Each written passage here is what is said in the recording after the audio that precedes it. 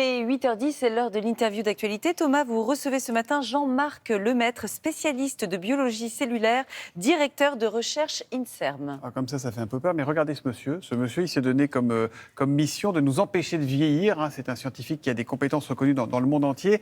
Vous voulez guérir la vieillesse. Bonjour et bienvenue à vous, Jean-Marc Lemaître. C'était le nom de votre précédent livre. Guérir la vieillesse, ça sous-entend que la vieillesse est une maladie, mais on peut vieillir sans être malade. Oui, effectivement. Et en fait, aujourd'hui, et les 15 dernières années, la recherche sur le vieillissement a fait un bond considérable. Et aujourd'hui, on sait pourquoi nous vieillissons, parce que nos cellules vieillissent, et surtout comment nous vieillissons. Et on a pu suivre le vieillissement de nos cellules et s'apercevoir que toutes les maladies liées à l'âge ont un dénominateur commun, enfin des dénominateurs communs plus exactement, et qu'on peut les adresser, les traiter. En gros, nos cellules vieillissent, donc on attrape des maladies, si on simplifie à l'extrême. Exactement. C'est ça. Et donc, si on empêche les cellules de vieillir... Exactement, et c'est tout l'enjeu, c'est que maintenant, on sait comment le faire. On a évalué un petit peu le vieillissement. On sait, sur une simple prise de sang, voir si vous avez effectivement l'âge, je dirais, entre guillemets, de vos artères, ouais. et voir si effectivement, peut-être, il faut commencer à s'inquiéter, à traiter, parce que vous vieillissez peut-être un petit peu plus vite que vous ne devrez. Mais alors, il s'agit de soigner des maladies avant qu'elles arrivent, ou il s'agit vraiment de faire rajeunir le corps? C'est quoi? C'est la machine à rajeunir que vous êtes en train d'inventer? Alors non, en fait, effectivement, c'est traiter nos cellules avant que les maladies n'arrivent, justement pour les éradiquer. Et il y a aujourd'hui un certain nombre de preuves, de concepts qui ont été faits sur des modèles animaux, tout simple, parce qu'on sait que dans nos tissus, avec l'âge, on a en gros deux types de cellules, des cellules qu'on dit sénescentes, qui s'arrêtent de diviser, qui ne peuvent plus réparer nos tissus. C'est des vieilles cellules, ça. Et des vieilles cellules qui sont déprogrammées. En fait, il y a deux types de cellules, et aujourd'hui, ces deux types de cellules, on peut les traiter. Et quand on les traite sur ces modèles animaux, on s'aperçoit que ces animaux vivent 30% de vie en plus, en bonne santé, et surtout sans pathologie liée à l'âge. En clair, aujourd'hui, c'est des souris, en l'occurrence. Oui, bien vous sûr. êtes capable, sur des souris, de faire vivre une souris 30% plus longtemps en bonne santé que s'il n'y avait pas votre... C'est quoi, c'est un traitement? Alors, il y a deux traitements. En fait, il y a des petites molécules qui permettent de détruire les cellules sénescentes, qui sont vraiment délétères pour nos tissus. C'est quoi les sénescentes, exactement? Alors, une cellule sénescente, c'est une cellule qui est endommagée et qui a arrêté de se diviser, qui ne peut plus réparer nos tissus. Et quand elle est dans cet état-là, les Américains appellent ça les cellules zombies, ils sont entre la vie et la mort. Et en fait, elles sécrètent tout un ensemble de facteurs qui sont délétères pour nos tissus, qui les abîment, qui les font vieillir. Et donc, si on peut détruire ces cellules, on améliore la physiologie de nos tissus. Et si on peut le faire avant que les maladies n'arrivent, c'est encore mieux, puisqu'on retarde, voire supprime ces pathologies. Comment vous le faites? Vous mettez la souris dans un boîtier? C'est quoi? C'est une piqûre? Non, en fait, aujourd'hui, les cellules sénescentes, c'est des petites molécules qui sont injectées ou données à nos souris. Et alors ça, c'est une première stratégie.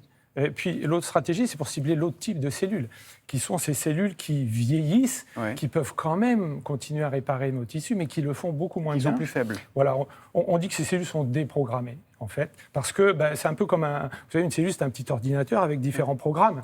Et puis, à un moment, vous savez bien, le programme, ça s'enraye, il y a des bugs, etc. Qu'est-ce qu'il faut faire? À ce moment-là, on reboot le système. Et c'est un peu ce qu'on fait avec ces cellules. On reprogramme ces cellules et on leur redonne une prime jeunesse. Génial. On refait des cellules de bébés, en quelque sorte. On est d'accord qu'on n'est pas chez le docteur Folamour, on est vraiment dans la science hyper sérieuse. Voilà, vous êtes co-dirigeant de l'Institut de médecine régénératrice de Montpellier, je le disais, directeur de recherche à l'INSERM. À partir de quel âge on est vieux? Est-ce que ça a un sens, cette question, déjà? Alors, oui et non, je dirais. C'est un petit peu une réponse de Normand, mais en fait, nous vieillissons à des vitesses différentes. Donc, c'est très difficile de dire si on est vieux ou pas vieux. On peut le mesurer aujourd'hui. Une prise de sang, ça nous permet de dire si, par exemple, vous avez 40, peut-être vous en avez 50. Ou peut-être vous en avez 30. Si vous en avez 30, pas de raison de s'inquiéter.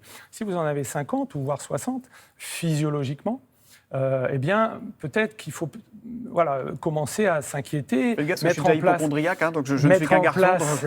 Non, vous faites très jeune, je vous rassure. Le maquillage. Mais peut-être qu'il faut commencer à s'inquiéter et puis peut-être prendre en charge. Alors, il y a des stratégies déjà qui existent, activité physique, alimentation, etc. Au-delà de ce qu'on peut faire pour traiter le vieillissement de vos cellules. En gros, à partir de directement. 50 ans, quoi. C'est dans ces eaux-là que... Oui, on sait que les cellules sénescentes s'accumulent à cet âge. Je veux qu'on entende la doyenne de l'humanité. C'est Sœur Andrée, elle a 118 ans.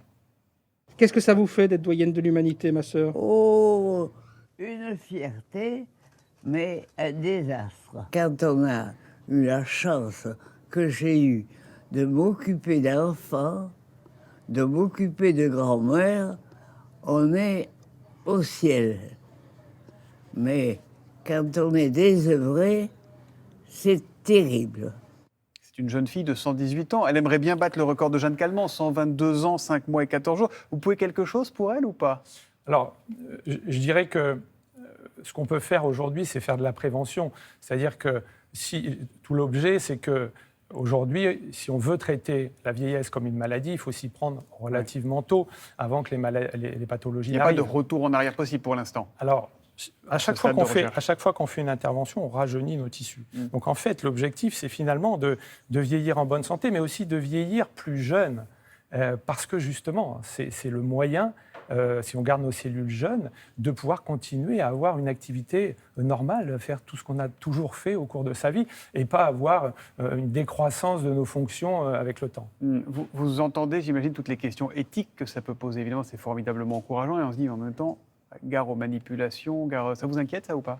Est-ce qu'on doit s'inquiéter là-dessus? Alors non, pas du tout, parce que bien sûr, on n'imagine pas l'immortalité. C'est ça qui... L'objectif, c'est pas Highlander. Qui fait peur. Vous savez, nos souris, quand on les traite, avec l'un ou l'autre des traitements, ils finissent par mourir. Ouais. Donc l'idée, c'est vraiment de retarder le vieillissement au maximum. C'est du mieux vivre, en quelque sorte. C'est mieux vivre en bonne santé, plus longtemps, avec surtout éviter ces pathologies liées à l'âge qui sont quand même dramatiques. Vous incarnez ce matin tous ces chercheurs français formidables et ces chercheuses qui font un boulot de fou avec des résultats qui sont impressionnants et qui se plaignent souvent à juste titre d'un manque de moyens. Est-ce que vous avez ce qu'il faut pour faire avancer vos travaux aujourd'hui? Alors non, comme tous les chercheurs, on n'a pas ce qu'il faut.